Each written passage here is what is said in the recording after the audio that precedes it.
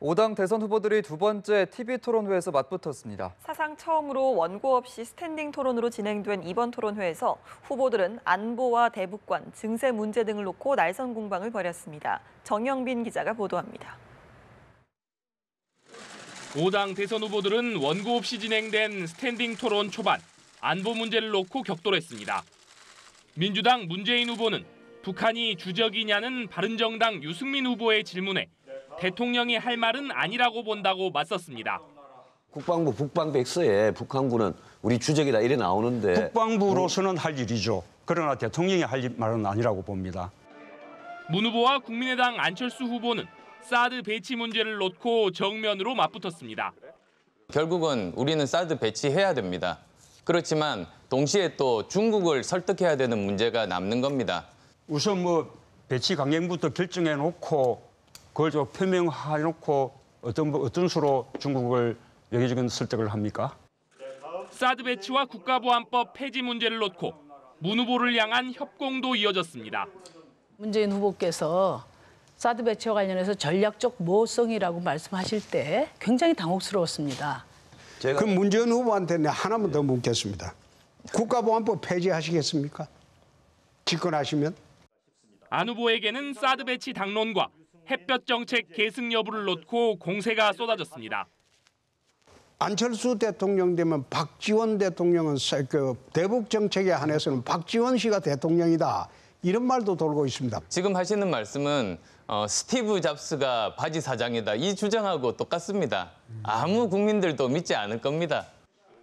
조세 정책에 대해서 문 후보와 유 후보는 증세를, 홍 후보는 법인세 감세를, 안 후보와 심 후보는 형평성을 강조해 명확한 입장 차이를 보였습니다. 이틀 전에 연합뉴스 TV 정영빈입니다. 네, 2차 TV 토론에서 더불어민주당 문재인 후보와 바른정당 유승민 후보는 북한을 주적으로 보는지를 놓고 날선 공방을 벌였습니다. 직접 들어보시겠습니다. 북한이 주적입니까? 북한이 우리 주적입니까? 주적. 그런 규정은 대통령으로서는 할 일이 아니라고 생각합니다. 아니, 아직 대통령 안 되셨으니까. 지금 국방부 북방백서에 북한군은 우리 주적이다 이래 나오는데 국방부로서는 할 일이죠. 그러나 대통령이 할 말은 아니라고 봅니다. 아니, 문 후보님께서 지금 대통령 벌써 되셨습니까? 이 후보님도 마찬가지로 대통령이 되시면 남북 간 문제를 풀어가야 될 입장이에요. 필요할 때는 남북 정상회담도 필요한 아닙니다. 것이고 대한민국 정부... 그래서 국방부가 할 일이 있고 예. 대통령이 할 일은 따로 있는 것이죠. 네, 자유한국당 홍준표 후보와 바른정당 유승민 후보는 홍 후보의 대선 출마 자격을 놓고 또다시 설전을 벌였습니다. 함께 보시겠습니다. 본래 당헌 당규대로 하면 1심에서 유죄 판결 나면 출당 제명인데 그런데 이번에 특별한 징계 뭐를 사면하는 그런 조치를 취해가지고 당권을 회복하셔가지고 대선 후보로 출마까지 하셨는데 그런데 어떻게 박근혜 대통령은 당권 정지를 시키십니까? 그 좀 앞뒤가 완전히 안 맞는 거 영치 없는 짓 아닙니까? 그건 당권 정지해가지고 확정 판결이 날 때 출당입니다. 확정 판결이 안 날 때는 당권 정지 상태가 계속되는 겁니다. 기소인 동시에 당권 정지죠, 홍 후보님도. 아니 여기는 아예 시간이 없는데 왜 자꾸 말을 하게 해요? 네. 내 참 꼭 이정이 보는 것 같아서 내 주적은 적입니다. 아니 거기에 대해 설명을 좀 해보십시오. 설명을. 어이가 없어. 국민의당 안철수 후보는 바른정당 유승민 후보와 단일화는 없다고 강조했는데 문재인 후보와의 신경전으로 번졌습니다. 함께 들어보시죠. 연대가 없다고 말씀을 드렸습니다. 그래서 저는 어떤 정치 세력과도 지금 손잡지 않은 상황인데 그러면 유일하게 남은 건 국민밖에 없는 겁니다. 그러니까 저는 문재인 후보께서 국민을 적폐 세력이라고 말을 하고 있다. 저는 그 해석밖에는 할 수가 없습니다. 거기에 대해서 어떻게 생각하십니까? 지금 제보고 물으시는 거예요? 예. 아니 문재인 후보를 디스하시면서 대신 좀 답 봅니다. 좀 잘해 주십시오. 뭐 국민을 상대로 적폐라고 할 수는 없죠. 근데 분명히 정치권 안에는 저는 적폐 세력이 있다고 생각합니다. 저는 국민의당 안에도 있다고 생각하고요. 자유한국당에는 아주 많다고 생각하고 분명히 있다고 생각하고 민주당에도 있다고 생각합니다. 바른정당은 어떻습니까? 바른정당은 없습니다. 안 후보님, 국민은 적폐의 피해자죠. 그렇게 국민을 적폐 세력이라고 이렇게 제 이야기를 오독해서 이야기하는 것이야말로 국민을 모욕하는 것입니다. 지금 경제 분야 예, 이런 게 아마 저 질문이니까. 적반하장일 겁니다. 예. 제가 네, 어제 TV토론에서는 자유한국당 홍준표 후보의 여성 비하 발언이 논란이 됐습니다. 공세가 집중되자 홍 후보는 사과했습니다. 직접 들어보시겠습니다. 홍준표 후보께서 얼마 전에 설거지가 여성의 몫이라고 했습니다. 그 너무나 그 심한 여성 비하 발언인데 사과하셔야 되는 것 아닙니까? 내가 그 스트롱맨이라고 그래서 내 세게 안 보이려고 그런 이야기 했죠. 근데 실제로 집에 가면 설거지 다 합니다. 그러니까 여성을 종으로 만드는 것이 스트롱맨인가 보죠? 그 종이라고 하는 거는 좀 그렇죠. 근데 여성들한테 사과 한마디 하세요. 그게 말이 잘못됐다면 내가 사과하겠습니다. 네.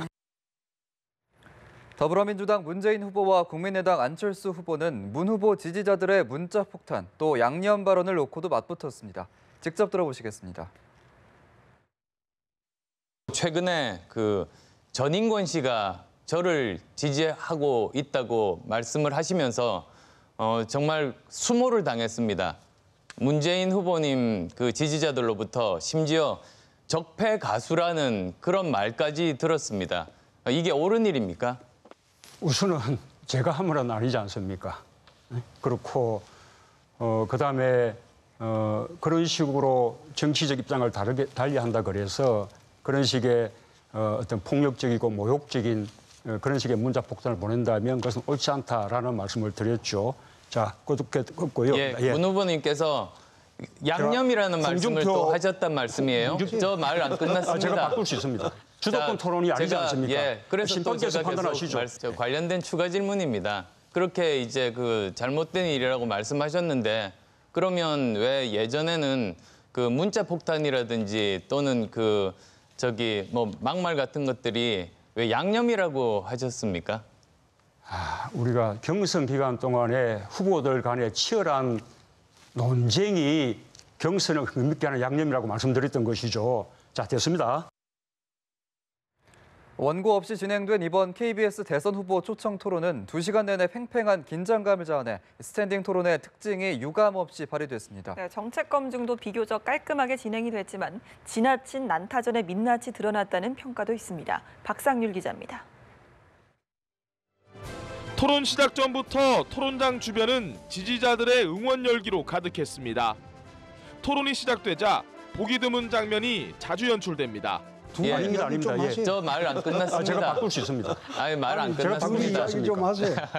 여러 후보가 동시에 말을 하기도 하고 그걸 책임지셔야 돼요. 그렇게 말씀하시면 안 되죠. 아니 지난번에도 책임지라고 하더만은 아니 도대체 이건 무슨 토론하면서 대부분이 협상하지 말라고 도대체 말을 몇 년 함으로써요. 지난 얘기입니까, 여러분? 자, 잠깐만요. 지금 다른 후보들의 대화를 웃으며 바라보기도 합니다. 매 선거 때마다 처음 시도된 스탠딩 토론은 재미도 잡았지만 정책에 대한 이야기를 할 시간도 비교적 충분했습니다. 교육부를 지금의 2배로 확대하자 저는 아니요, 그렇게밖에는 안 들립니다. 2배로 확대하자는 게 아니라 교육부를 없앤다고 그거 문제 해결 하는 게 아니다 이거죠. 지난 총선에는 그나마 한 13조 7천억 정도 증세 계획이 포함돼 있었는데 이제는 그것도 없습니다. 결국은 증세 없는 복지 박근혜 정부 따라가는 거 아니냐. 준비된 예비 의자에 앉은 후보는 한 명도 없을 정도로 토론 내내 긴장감은 팽팽했습니다.